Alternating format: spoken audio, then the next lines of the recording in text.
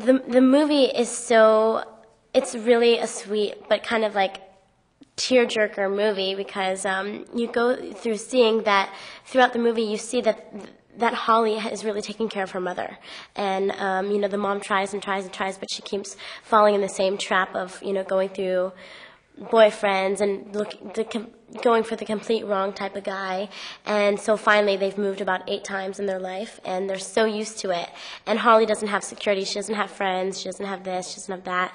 And they get to New York, and she starts to meet friends, and she meets a boy, and then she starts getting a little freaked out because she's never had that before. She starts pushing it away, exactly what her mother would do. And then everything kind of falls in place, and she's like, I want to stay here, and her goal is to find her mom the perfect man. And you can go see the movie to find out if she does. My character's name is Holly, and she's a really different, cool, artistic, free-spirited girl. And she's grown up with not much security in her life because of how much they travel. So it's not like she has things that she's used to, and she's become a little bit jaded in not a bad way, but just in a way where she doesn't let herself get too close to things.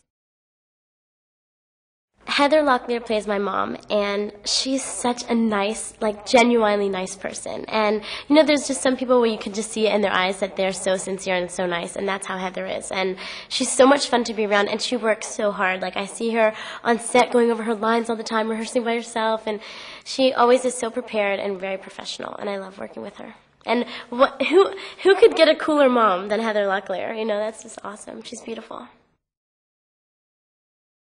Chris is very funny, and when I first met him the first day, we kind of just started playing all these games together. And we play this game where we stand with our feet together and we hold our hands up like this, and we try and push each other over. And whoever takes the first step back loses, or the first step forward starts to fall. And he's huge. He's so much bigger than me. I'm 5'1", he's 6-something, and he always ended up winning that game, which kind of made me mad. But then I always beat him in thumb war. But I bet he'll never admit that.